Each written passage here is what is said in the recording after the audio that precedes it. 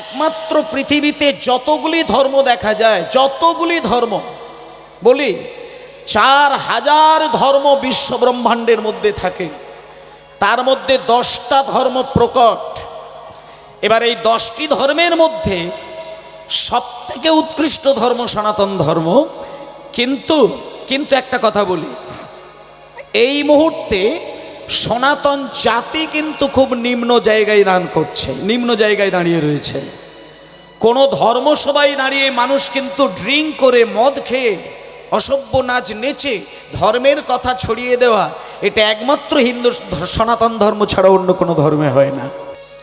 কেমন করে কীর্তন শুনলে, কেমন করে সংসারের ঘানিটা টানলে পরে আপনার চোখ থেকে জল গড়াবে না, সেইটা একটু বিচার করে কীর্তন শুনবেন। শিবরাত্রির দিনে শিবের পায়ে জল ঢাললে, শিবের মাথায় জল ঢাললে আপনি ভাবলেন যে আপনি একটা বিরাট কিছু কাজ করে ফেললেন, ওটা নয়। সবই ইনার মিনিংগুলো বুঝতে হবে। কেন শিবের মাথায় জল ঢালবো, কেন হরিবাসরে বসে বাহু তুলে মাঝে মধ্যেই হরি বলবো, কেন রাসলীলা শুনবো, কেন আনন্দ করব। বলি, এই যে কীর্তনটা হচ্ছে, এই কীর্তনের বিভাগ কিন্তু মূলত দুটি। একটা হচ্ছে নারদীয় কীর্তন, আর একটি হচ্ছে সুখ কীর্তন। শোনেন, এমনভাবে মন দিয়ে শুনবেন, আমি 3 ঘন্টা কীর্তন শুনবো, যেন পরিপূর্ণ মুখস্থ করে আপনি বাড়িতে যেতে পারেন। সহজ সরলভাবে কীর্তন হবে। তাহলে সুখ কীর্তন আর নারদীয় কীর্তন। নারদীয় কীর্তন কাকে বলে আর সুখ কীর্তন কাকে বলে শোনেন। যখন সুখদেব গোস্বামী রাজা পরীক্ষিতের কাছে শ্রীমদ্ ভাগবতের পাঠ শ্রবণ করিয়ে রাজা পরীক্ষিতকে কৃষ্ণ প্রেমের ধারায় কাঁদিয়েছিলেন, সেটাও কিন্তু একটা কীর্তন। সেখানে একটা জিনিস কিন্তু ছিল না, সেখানে সুর ছিল না, তাল ছিল না, ছন্দ ছিল না, সেখানে শুধু কথা প্রধান কীর্তন হতো। জয় নিতাই, আস্তে। সেখানে শুধু কথা দিয়ে ভগবানের প্রেম সুধা ছড়িয়ে দিতে। আর আজকে যে কীর্তনটা হচ্ছে, এখানে কথা আছে, সেই সঙ্গে সুর, তাল, ছন্দ, লয়, এইগুলো শুধু জুড়ে দেওয়া হয়েছে। এগুলো কেন জোড়া হলো না, এগুলো নারদ মুনি তার বীণা যন্ত্রের মধ্য দিয়ে, সুর বৈচিত্র্যের মাধ্যম দিয়ে আমাদের পৃথিবীতে সুরের ধারা ছড়িয়েছিলেন। সেই সুর কীর্তন গানের মধ্যে দিয়ে আজকে সুরের ভাষায় কীর্তন হচ্ছে, যেখানে শিখল, করতাল, কিবোর্ড, বেহালা, ফ্লুট, নানান সুরের ছন্দে এখন কীর্তনীয়ারা কীর্তন করেন। এইবার একটা কথা বলি, এই যে সুর, তাল, ছন্দগুলো দিয়ে গান হয়, এই সুর আপনি যদি নাও গাইতে পারেন, আপনি যদি সঙ্গীতকে শুধু শ্রবণ করেন, আপনি কিন্তু একাধারে কিন্তু ভগবানের সেবা করলেন। এগুলো একটু কতগুলো জিনিস আপনাদের জানা উচিত। গান মানুষ শুনলে পরেই ভগবানের সেবা হয়, আর যিনি গাইতে পারেন সে তো চরম সেবা করতে পারেন।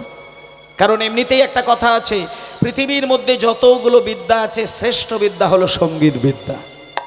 এটা আপনারাও জানেন, শ্রেষ্ঠ বিদ্যা সঙ্গীত বিদ্যা। তাহলে সঙ্গীত বিদ্যাকে শ্রেষ্ঠ বলা হয়েছে কেন? তার কারণ হচ্ছে সঙ্গীতের স্রষ্টা হচ্ছেন ভগবান কৃষ্ণ। কৃষ্ণ কেন সঙ্গীতের স্রষ্টা সেটাও একটুখানি বলে দিই, কথাগুলো সুন্দর করে মন দিয়ে মুখস্থ করবেন। মা সরস্বতীর কানে একটা সংবাদ এলো, রাধারানী নাকি কৃষ্ণের অধরামৃত পান করেছিলেন। আর কৃষ্ণের অধরামৃত পান করে রাধারানী যে পরমানন্দে, যে সুখে দিন কাটিয়েছিলেন, সেই পরমানন্দ আর সুখের সংবাদটা মা সরস্বতীর কাছে গেছিল। শোনো, এবার মা সরস্বতী একটু মনে মনে চেয়েছিলেন যে রাধারানী যখন কৃষ্ণের অধরামৃত পান করতে পারে, আমিও যেহেতু বিদ্যার দেবী আর বুদ্ধির দেবী, আমিও চাই আমি কৃষ্ণের অধরামৃত পান করব। কৃষ্ণের অধর অমৃত। অধর মানে কি? দাঁড়াও ওমা, অধর মানে কি? অধর মানে ঠোঁট, আর অমৃত মানে ঠোঁটের চুম্বন।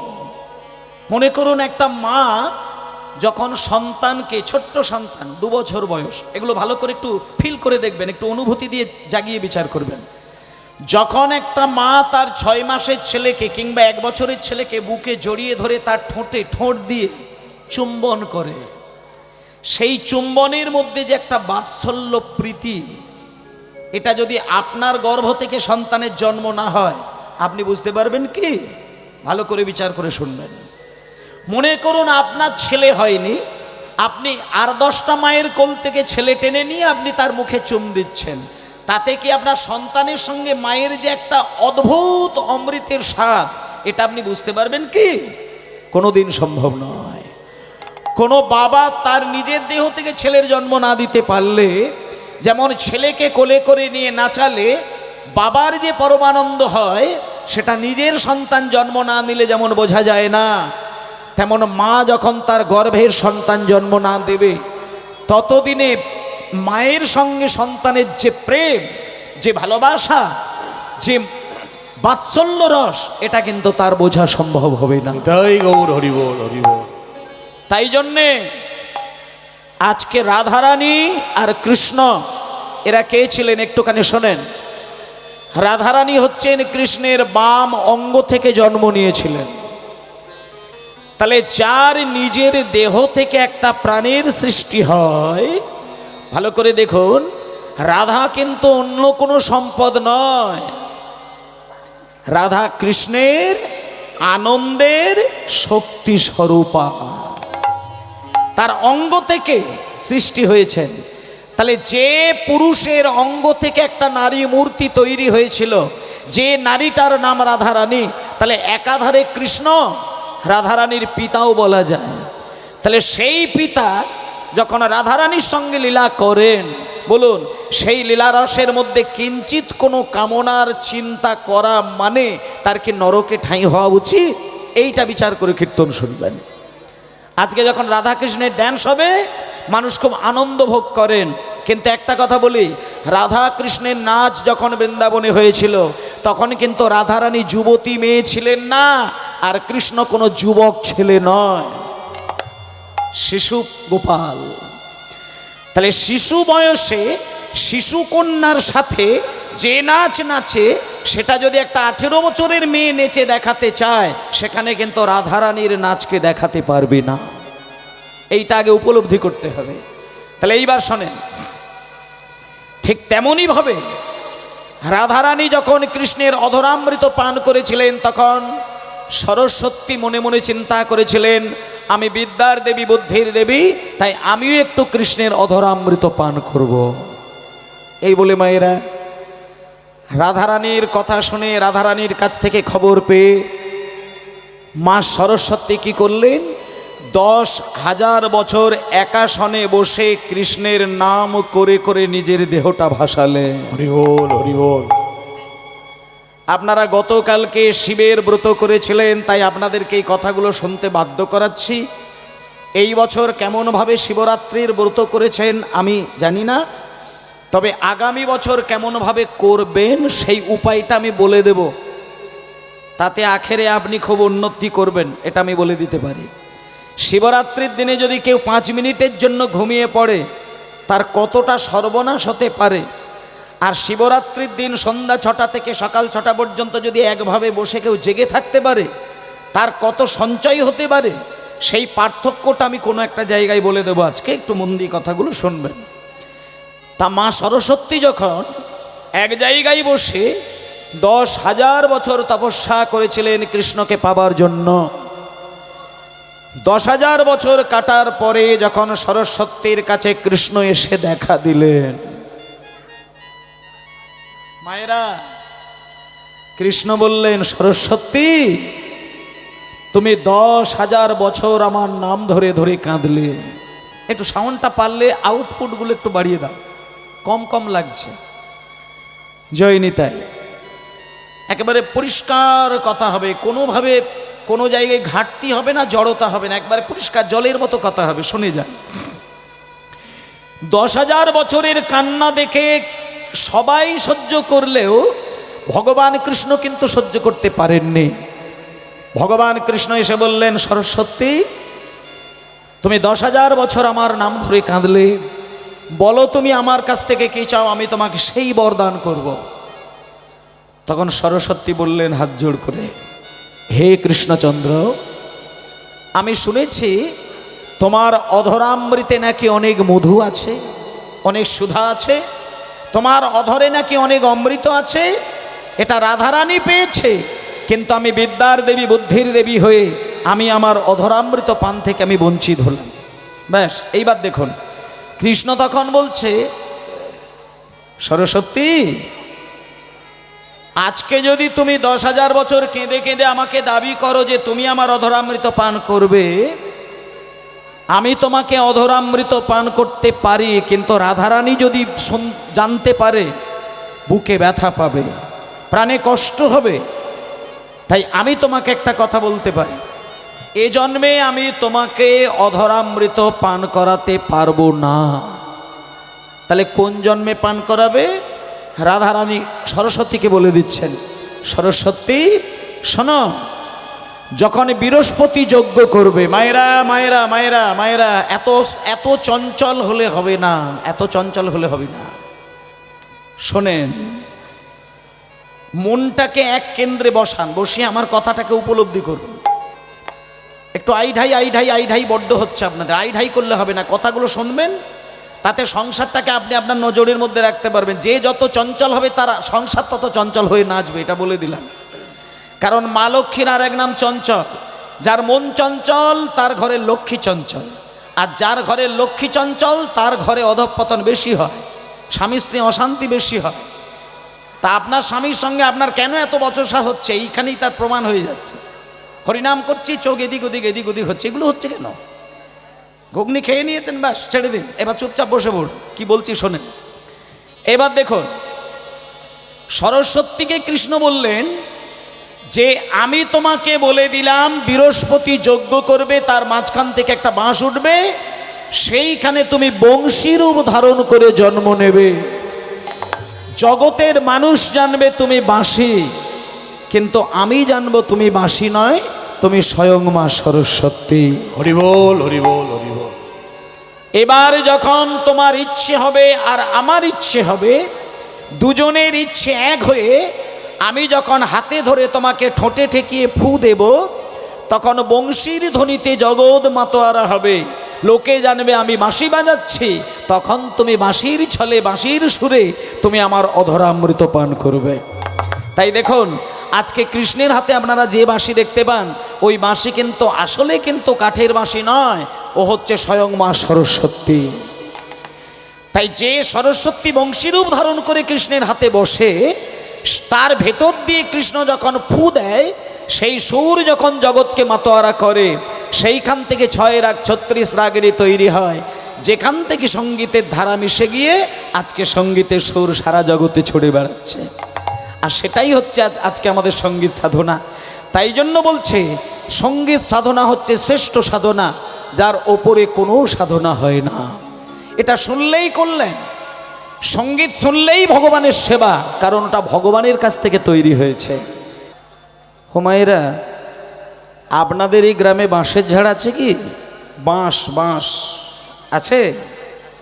আচ্ছা, বাঁশি নামকরণটা হয়েছে কেন জানেন? বাঁশ থেকে তৈরি হয় বলেই বাঁশি। একটু আস্তে কিবোর্ড বাজাবে। বাঁশ থেকে তৈরি হয় এমন একটা যন্ত্রকেই বাঁশি বলে, যেটা কৃষ্ণের হাতে ছিল। আচ্ছা মায়েরা বলুন তো, ভগবান শ্রীকৃষ্ণের হাতে কটা বাঁশি ছিল? কটা? 3টি বাঁশি। আচ্ছা কি নাম? যারা জানেন তারা ভাগ্যবান, যারা জানেননি তারা আরো বেশি ভাগ্য। শুনে নেন, ভগবান শ্রীকৃষ্ণের হাতে 3 পিস বাঁশি, একটার নাম বেণু, একটার নাম বংশী, আর একটির নাম হচ্ছে মুরলী। এবার অনেকে মনে মনে ভাবে বেণু বংশী মুরলী এ তো শুধু নামের তফাৎ, মানেটা তো একই। বলছে না, নামের সঙ্গে বাঁশির গঠনেরও পরিবর্তন। কিরকম বলে দিই, বেণু কাকে বলে, বংশী কাকে বলে, মুরলী কাকে বলে, এগুলো শুনবেন এবং মুখস্থ রাখবেন। শোনেন, 12 আঙুল লম্বা 9টি ছিদ্রযুক্ত বাঁশি, তাকে বলা হয় বংশী। কি বললাম? 12 আঙ্গুল লম্বা 9টি ছিদ্রযুক্ত বাঁশি, তাকে বলা হচ্ছে বংশী। 17 আঙ্গুল লম্বা 8টি ছিদ্রযুক্ত বাঁশি, তাকে বলা হচ্ছে বেণু। আর 2 হাত লম্বা 4টি ছিদ্রযুক্ত বাঁশি, তার নাম হলো মুরলী। তাহলে বেণু, বংশী, মুরলীর পার্থক্য বোঝা গেল তো? মায়েরা বুঝতে পেরেছেন তো? আচ্ছা, এইবার তাহলে যদি প্রশ্ন করা হয় কৃষ্ণের হাতে কটা বাঁশি থাকে, আপনারা কি বলবেন? 3টি। কি নাম? বেণু, বংশী, মুরলী। আচ্ছা, এই কৃষ্ণের হাতে 3টে বাঁশি থাকে বলেই কিন্তু আমাদের সর্বনাশটা হয়। তার কারণটা বলে দিই। আমাদের যে মরণ হয়, মরণকালে দেখবেন মানুষ কিন্তু চোখগুলো বড় বড় হয়ে যায়, বিভীষিকা সৃষ্টি হয়, আর ভুল বকতে থাকে মানুষ। কেন জানেন? যার মৃত্যু হয়, মৃত্যুর কিছুক্ষণ আগে দেখবেন তার পরিবারের লোকজনের সঙ্গে তার আর কোনো কথা চলে না। সে কারোর ক্রন্দনে কিন্তু নিজে কাঁদেন না, কারোর কথাই কিন্তু সে আর কথা বলে না। সে তখন একজনের সঙ্গে কথা বলে। কে? সে একজনের সঙ্গীত শুনতে পায়, সেটা হলো একমাত্র ভগবান শ্রীকৃষ্ণের বাঁশির শব্দ শুনতে পায়। ভগবান যখন কাউকে ডাকে তখন তার নামটা ধরে বাঁশি বাজায়, আর যখনই বাঁশি বাজিয়ে সুরটা ছড়িয়ে দেয়, যার নাম ধরে বাঁশি বাজাবে সে তখন সংসার ছেড়ে দিয়ে গোবিন্দ চরণে চলে যাবে। হরি বল, হরি বল। যেটা আজকে রাসলীলাতে আমার থেকে আরো বেশি ডিটেলস আপনাদের জানিয়ে দেবে। রাসে দেখবেন গোপীদেরকে ডাকার সময় কিন্তু কৃষ্ণ বাঁশি বাজিয়ে তবে ডেকেছিলেন, কোনো মুখে কিন্তু ডাকে না, গোপীদের নাম ধরে বাঁশি বাজিয়ে ডেকেছিলেন। তা আজকে সেই বাঁশির বিবরণটা আমি শোনালাম, তার কারণগুলো পরে পরে বলবো। এই দেখুন, যখন 3টে বাঁশির সুরে কৃষ্ণ মধুর সুরে বাঁশিটা বাজিয়েছে, তখন রাধারানী বলছে, কোনে বাজারে ছিলা বাঁশি রে, কোনে বাজারে ছিল বাঁশি রে, ও বাঁশি রে। নিতাই গৌর হরি হরি বল। বাঁশি রে, ও বাঁশি রে, ও বাঁশি রে। বলি কোনে বাজারে ছিলা বাঁশি রে, ঝাড়ের নাগাল পাই। কমাবে না, কমাবে না, কমাবে না, কমাচ্ছ না তো? দেখো, কমাবে না। যদি সেই ঝাড়ের নাগাল পায়, ঝাড়ের ডালে মূলে উপাড়িয়া, আরে মূলে উপাড়িয়া, আরে মূলে উপাড়িয়া। শোনো, ঝাড়ের ডালে মূলে, নট ঝাড়ে মূলে, ঝাড়ের ডালে মূলে উপাড়িয়া। হরি হরি হরি বল। ডালে মূলে উপাড়িয়া, দিতাম সাগরে ভাসাইয়া। আহা রে ওরে কালার বাঁশ বাঁশি, ওরে কালার বাঁশি। ওরে বাঁশি, ওরে কালার বাঁশি, বাঁশি রে, ইয়া বাঁশি রে, ওরে কালার বাঁশি, বাঁশি, ওরে কালার বাঁশি, হরি হরি বল, হরি হরি বল। বাঁশি রে, ওরে কালার বাঁশে। হরি বল, হরি বল, হরি বল, হরি বল। আজকে ভক্তমণ্ডলী মায়েরা, কি গো বাবা, মা গো, যা দিয়েছে বাবা মানিয়ে নাও না। রাত্রির 12টা বেজে গেছে, আর বেশি খেতে যেও না, কম খাও। জয় নিতাই, হরি বল। ঠিক আছে, ঠিক আছে, বেশি নয়, বেশি নয়। নিতাই গৌর হরি বল। আজকে বাঁশির সুর কানে নিয়ে, সেই বাঁশিকে হৃদয়ে ধারণ করে বেশি আন কথা নয়, আন তত্ত্ব নয়, তত্ত্বটা মানুষ চেনে না, বোঝে না। আমরা তো মানুষ স্রোতের টানে যেতে খুব ভালোবাসি, কিন্তু স্রোতের উল্টো দিকে যাওয়ার ক্ষমতাটা তৈরি করি না। কেউ যদি স্রোতের উল্টো দিকে যেতে পারে সত্যকে সঞ্চয় করে, সে ভগবানের চরণ পায়। আর স্রোতের টানে হরিবোল বললে সে হরিধ্বনি কোনোদিন গোবিন্দ চরণে যায় না। আজকে হরিবাসরে দাঁড়িয়ে তত্ত্ব তত্ত্ব তত্ত্ব তত্ত্ব তত্ত্ব তত্ত্ব করে ফাটিয়ে দিচ্ছে হরিবাসর। কিন্তু একটা কথা আমি বলে রাখি আপনাদের, তত্ত্ব কথা সেটাকেই বলে। তত্ত্ব কাকে বলে মায়েরা শোনেন? তত্ত্ব কথা তাকেই বলে যে কথা হতে পারে সরল, হতে পারে কঠিন, হতে পারে জটিল, যাই হোক না কেন, যে কথাটা পরম ব্রহ্মের সঙ্গে মিল খায়, পরম ব্রহ্মের উদ্দেশ্যে কথা বলা যায়, কেবল সেই কথাকেই বলে তত্ত্ব, নচেত কোনো কথা তত্ত্ব নয়। তত্ত্ব শব্দের অর্থ হচ্ছে পরম সত্য। তত্ত্ব শব্দের অর্থ হচ্ছে পরম সত্য। আমি শুধু একটা আজারি কথা বলে দিলাম, কথাটা শুনতে যেহেতু ভালো লেগেছে তাই এটা তত্ত্ব কথা, এই হচ্ছে মানুষের নীতি। কিন্তু না, যে কথা সত্যের সঙ্গে মিলেমিশে মাধুর্য ছড়ায় সেই হয় তত্ত্ব, নচেত তত্ত্ব নয়। আরেকটি কথা, যে কথা মানুষের হৃদয়ে দলায়, যে কথা মানুষকে নীরবে বুক চাপড়ে কাঁদায়, সেই একমাত্র তত্ত্ব, নচেত তত্ত্ব নয়। তাহলে এইবার আমি একটা কথা বলি।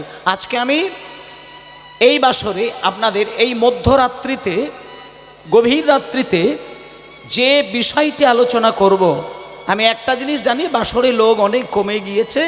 তাতে কি হয়েছে একটা কথা বলি, দিনে রাতে গোষ্ঠ, দিনে রাত তার হয় সর্বনাশ। কোনো হরিবাসরে যদি রাত্রির বেলায় গোষ্ঠলীলা গাওয়া হয় আর দিনের বেলায় রাসলীলা গাওয়া হয়, তাহলে সর্বনাশ কাকে বলে সে জীবনে দেখতে পেয়ে যাবে। ওই জন্য একটা কথাই আছে যে রাসলীলা যখন তুমি হরিবাসরে করবে, রাত্রির 12টার নিচে করবে না, মানে মাঝরাত্রি ছাড়া করা যাবে না, মানে মধ্যরাত্রি ছাড়া রাস করা যাবে না, গভীর রাত্রি ছাড়া রাসলীলা শ্রবণ করা অপরাধ। আচ্ছা এখানে বলি, গভীর রাত্রি মানে কি ঘড়ি ধরে রাত্রির 12টাকে গভীর বলছে? না, এখানটাও বোঝার দরকার। রাসলীলা গভীর রাত্রি বলতে ঘড়িতে রাত্রির 12টাকে গভীর বলে না। রাসলীলা শোনা তারই প্রয়োজন, শোনা তারই দরকার যার সাধনার গভীরতায় সে নিজেকে পৌঁছাতে পেরেছে, তবে সে রাস শুনতে পারবে। বাবা মা দুইজনের যে মাধুর্য নৃত্যে, সন্তান হয়ে যখন মা বাবার নৃত্য প্রদর্শন করে, সেই নৃত্যের মধ্যে সন্তান যদি কোনোভাবে একটা ব্যঙ্গ হাসি হেসে ফেলে, নরকেও তার ঠাঁই হয় না। আজকে ভগবান কৃষ্ণ তিনি জগতের পতি, জগৎ স্বামী, জগৎ পিতা, আর রাধারানী জগতের মাতা। তাহলে আমাদের সকলেরই পরম পিতা হচ্ছেন ভগবান কৃষ্ণ, আর রাধারানী হচ্ছেন পরম মাতা। আর সেই মা বাবা নাচবে, সন্তান হয়ে দেখবো আর গোফের কোলে পিচ পিচ করে হাসবো, আপনি কোথায় স্থান পাবেন? এটা দেখেন, এগুলো একটু বুঝে যান। রাস আপনারা শুনুন, অসুবিধে নেই, কিন্তু আমি এই যে বিষয়টা আস্বাদন করব, গভীরতা যার থাকবে সে অবশ্যই শুনবে। দেখুন, আমি একটু আগে দেখেছিলাম বাসরে লোক ধরানো যায় না, এখন দেখলাম দুভাগ কেটে গিয়েছে, এক ভাগ আছে। এর মধ্যে প্রমাণ হচ্ছে কি, ওই দুভাগ আবার একটু পরে আসবে, তারা রাসের নাচার জন্য আসবে। আর যারা এখন বসে আছেন, আমি তাদের চরণধুলো মাথায় ধারণ করলাম, কারণ আপনারা অবশ্যই কীর্তনের আসল রসটা বোঝেন। তাই আপনি প্রথম কীর্তনিয়ারও কীর্তন শুনেছেন, এখনও শুনছেন, রাসও শুনবেন, আপনারা ভাগ্যবান। তাই গৌর প্রেমানন্দে হরি বল। আজকে চলো, বেশি কথা নয়, আমি এখানে মায়েদেরকে একটা কথা বলি। অমাবস্যা, পূর্ণিমা, একাদশী, শিব চতুর্দশী, এই কয়েকটা দিন চেষ্টা করবেন সংসারে সাদের জামাইও যদি এসে দেখা দেয়, জামাই বাবাকে দরকার হলে একটুখানি হাত জোড় করে বলবে, বাবা তুমি পূর্ণিমা, অমাবস্যা, একাদশী, চতুর্দশীতে এসেছো, তুমি আমার বাড়িতে একটু নিরামিষ খাবারটাকে আনন্দ ভরে গ্রহণ করো। আমি অনেক মায়ের বাড়িতে দেখেছি, জামাই এসেছে বলে একাদশীর দিনেও কিন্তু জামাইয়ের মনোরঞ্জন করতে ছাড়ে না। কিন্তু আমি বলি, মা বৈষ্ণব যদি হতে চেয়েছো, জীবনে যখন শান্তিটা চেয়েছো, একাদশীর দিনে আপনি নিরামিষ আহার অবশ্যই করবেন। হরি বল, হরি বল। আপনাকে আমি গায়ের জোরে বলবো না যে আপনি সারা জীবন নিরামিষ করুন, এটা বলবো না। নিরামিষ যদি করতে পারেন তাহলে তো আপনি ধন্য হলেন। যদি একান্ত নাও পারেন, অন্তত অমাবস্যা, পূর্ণিমা, একাদশী আর চতুর্দশী এইগুলো আপনি কোনোদিন আমিষ আহার বাড়িতে মনেও করবেন না। এগুলো ভাববেন, এগুলো চিন্তা করবেন। এবং যখন আপনি দুপুরবেলায় প্রত্যেকটা দিন আপনি খেতে যাবেন, ভাতের থালাটা যখন আপনি কাছে পাবেন, সেখানে যখন সমস্ত ব্যঞ্জন দিয়ে তৈরি করে আপনি সুন্দর একটা নৈবেদ্য তৈরি করবেন, সেটা চিন্তা করবেন যে আমি চৈতন্যদেবের সেবার উদ্দেশ্যে আমি সেটা করলাম। আপনি যদি প্রত্যেক দিনের খাবারটাকে নিতাই গৌরের চরণে প্রসাদ তৈরি করে নিজেকে গ্রহণ করেন, আর কিছু হোক বা না হোক, খাবার শুদ্ধিকরণ যার মধ্যে আসবে তার চিন্তা শুদ্ধ হবে, আর যার চিন্তা শুদ্ধ হবে তার আবেগ মিষ্টি হবে, যার আবেগ মিষ্টি হবে তার আচরণ সবার প্রতি সুন্দর হবে। নিতাই গৌর প্রেমানন্দে হরি বল, হরি বল। হরি বল। চিন্তা যদি কারোর কঠিন হয়ে যায়, সে কারোর সঙ্গে ভালো ব্যবহার দেখাতে পারে না, এটা ভেবে দেখবেন। আপনার ভেতরের চিন্তা যদি খুব কঠিন হয়, আপনি অভিনয় করেও কারোর সঙ্গে ভালো ব্যবহার দেখাতে পারবেন না। কখন কাকে কড়া কথা বলে ফেললেন, কাকে আপনি দম করে বাজে কথা বলে ফেললেন, আপনি খেয়াল করতে পারেন না। তার কারণ হচ্ছে আপনার চিন্তা পরিশুদ্ধ নয়। আর চিন্তাটা পরিশুদ্ধ তখনই হবে আপনার খাদ্যটা যদি পরিশুদ্ধ হয়। খাবারের সঙ্গে আপনার চিন্তার সম্পর্ক রয়েছে, এটা বিচার করবেন। আর একটা কথা বলে দিই, দুপুরবেলা যখন আপনি ভাত, ডাল, তরি তরকারি, শুক্তো এটা ওটা নেবেন, মায়েদেরকে বলছি, মন্দির যদি নাও বানাতে পারেন, মিনিমাম আপনি যখন খেতে বসবেন একটা সেকেন্ডের জন্য চোখটা বন্ধ করে আপনারা ভাতের থালাটার দিকে প্রণাম করে আপনি এই কথাটা বলবেন, ভজ পতিত উদ্ধারণ শ্রী গৌর হরি, ভজ উদারণ শ্রী গৌর হরি, ভজ পতিত উদ্ধারণ শ্রী গৌর হরি। আর শ্রী গৌর হরি নবদ্বীপ বিহারী, শ্রী গৌর হরি নবদ্বীপ বিহারী, শ্রী গৌর হরি নবদ্বীপ বিহারী।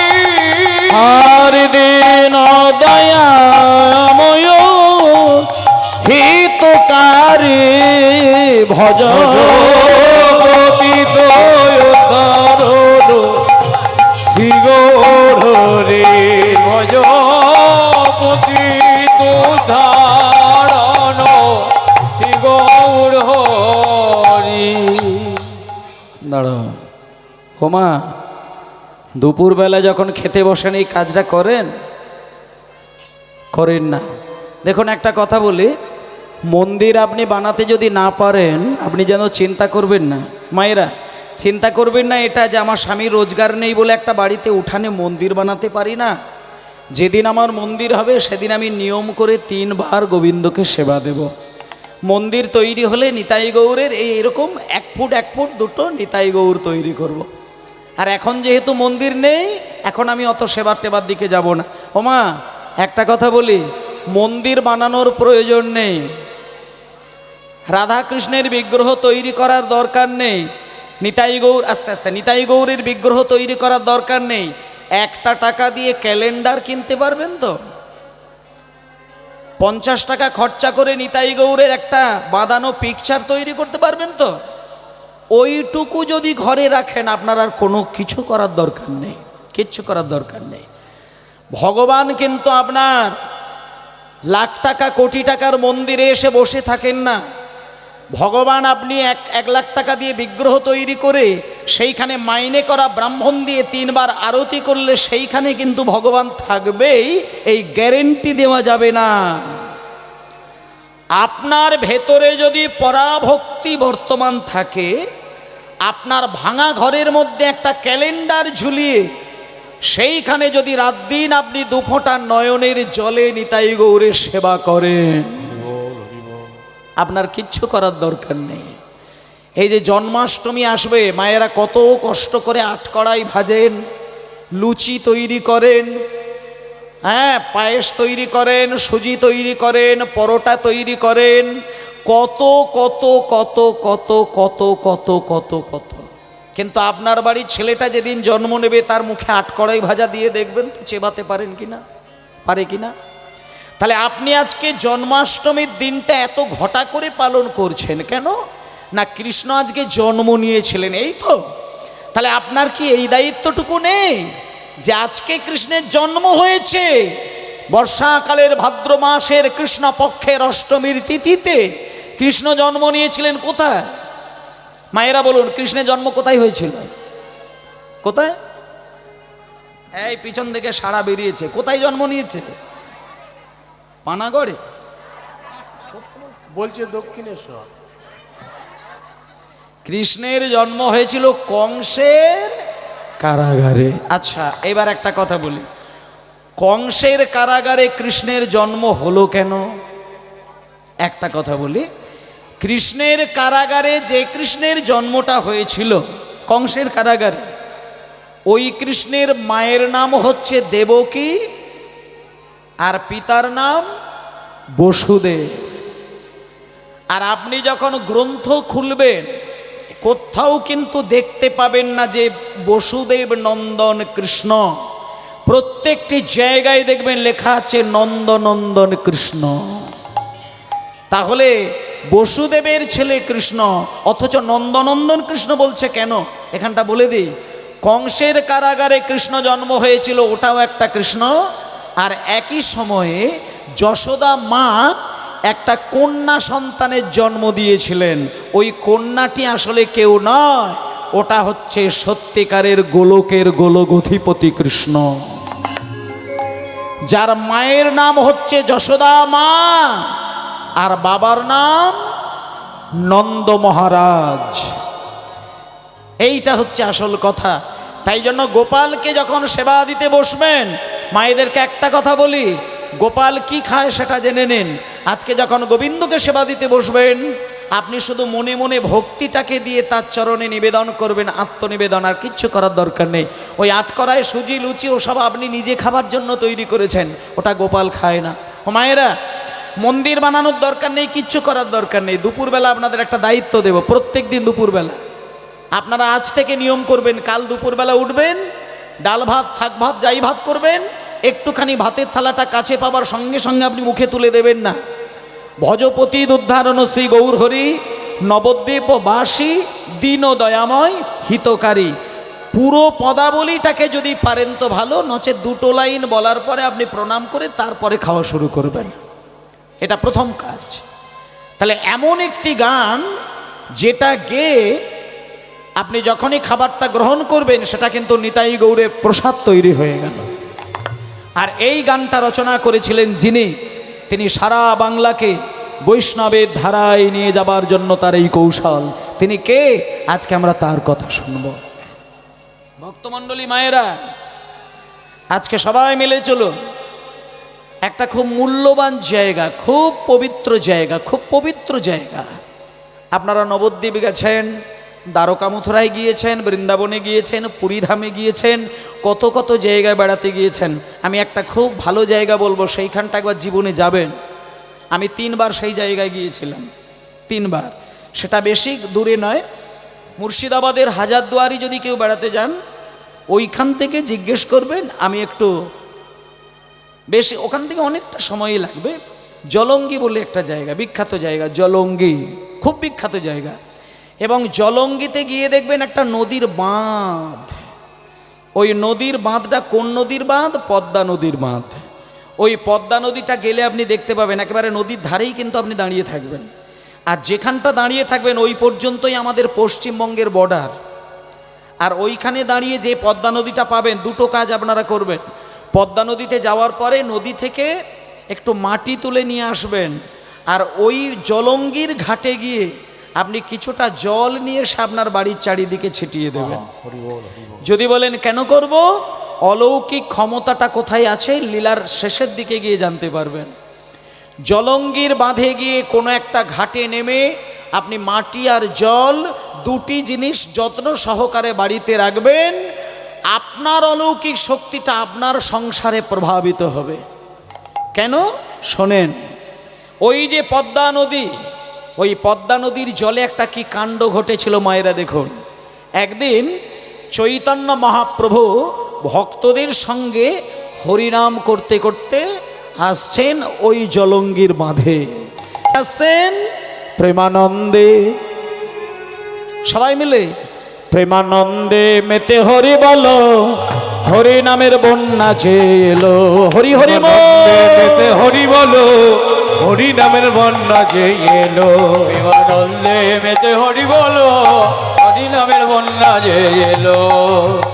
প্রেমানন্দে মেতে হরি বলো, হরি নামের বন্যা যে এলো। প্রেমানন্দে মেতে হরি বলো, হরি নামের বন্যা যে এলো। প্রেমানন্দে মেতে হরি বলো, হরি নামের বন্যা যে এলো। দাঁড়াও, আচ্ছা হাত বলি বলি, দাঁড়া দাঁড়া, কাকা কাকা বাবা, যাদের হাত আছে তারা অবশ্যই হাতে তালি দেবেন, এটা আমি অনুরোধ করব। আর যাদের ভগবান হাত দেয়নি তাদেরকে জোর করার দরকার নেই, হাত নেই তো হাতে তালি দেবেন কি করে। আর আশা করি মানুষ এতটা বেঈমান নয় যে হাত রেখে দিয়েও হাতে ভগবানের উদ্দেশ্যে তালি দেবেন না, এটা নিশ্চয়ই কেউ করে না। হাতে তালি দিচ্ছে মানে হাত আছে, আর তালি দিচ্ছেন না মানে নিশ্চয়ই ভগবান হাত দেয়নি, এর বাইরে কোনো কথা হবে না। কেমন অন্ততপক্ষে ভগবানের নামেতে যদি 3 বার কেউ তালি দেয়, তালি দেওয়া শিখতে হবে। আঙুলগুলোকে ছড়িয়ে দিয়ে কেউ যদি তালি দেয়, সে তালির শব্দ অশুভ, তাতে শুভ শব্দ নয়। আর তালিটা যদি এইভাবে হাতটাকে ঘুরিয়ে কেউ দেয়, সেটাও মাঙ্গলিক নয়।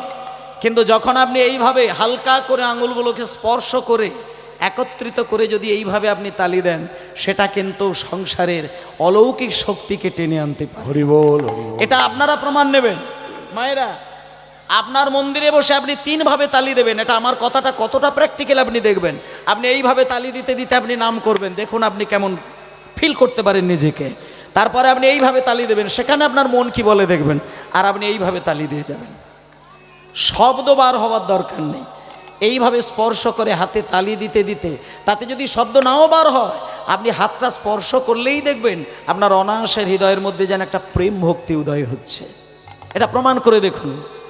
প্রেমানন্দে মেতে হরি বলো, হরি নামের বন্যা যে এলো। হরি বল। প্রেমানন্দে মেতে হরি বলো, হরি নামের বন্যা যে এলো। প্রেমানন্দে মেতে হরি বলো, হরি নামের বন্যা যে এলো। প্রেমানন্দে মেতে হরি বলো, হরি নামের বন্যা যে এলো। এমন বন্যা দেখি নাই, আহা এমন বন্যা দেখি নাই। সবাই সবাই মায়েরা সবাই একটু হাত বাড়িয়ে, এমন বন্যা দেখি নাই শুকনাতে তলায়। এমন বন্যা দেখি নাই শুকনাতে তলায়। বন্যা দেখি নাই এই যে শুকনাহি তলায়। বন্যা দেখি নাই শুকনাতে তলায়। বন্যা দেখি নাই শুকনাতে তলায়। বন্যা দেখি নাই এই যে শুকনাহি তলায়। ডুবল নদের পুরুষ নারী জাতের বিচার নয় এমন। নদের পুরুষ নারী জাতের বিচার নাই। পুরুষ নারী জাতের বিচার নাই। এমন বন্যা দেখি নাই শুকনাতে তলায়। বন্যা দেখি নাই হরিব বলে রে। এমন বন্যা দেখি নাই শুকনাতে তলায়। ডুবল নদীর পুরুষ নারী জাতের বিচার নয়। বন্যা দেখি নাই আজ ভোগ নাহি তলায়। নদীর পুরুষ নারী জাতের বিচার নাই। হরি বল বলে রে হরিদাস। হরি বলে রে হরিদ। ঠাকুর হরিদাস সে কাজীর ছেলে সে বুঝি ডুবে গেল। হরিদাস যে কাজীর ছেলে সে বুঝি ডুবে গেল। হরিদাস যে কাজীর ছেলে সে বুঝি ডুবে গেল। হরি নামের বন্যা যে এলো। হরি হরি বল। হরি বল। হরি নামের বন্যা যে এলো। আনন্দে মেতে হরি বল।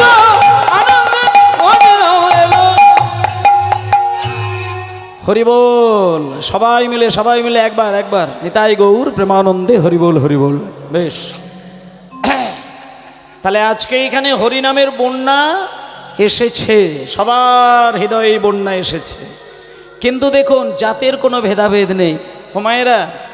তাহলে এইভাবে হরিনাম গাইতে গাইতে গাইতে গাইতে গাইতে গাইতে কারা কারা নদিয়ায় গিয়েছেন দেখুন, একটু হাত তুলে দেখান কারা নদিয়ায় গিয়েছেন।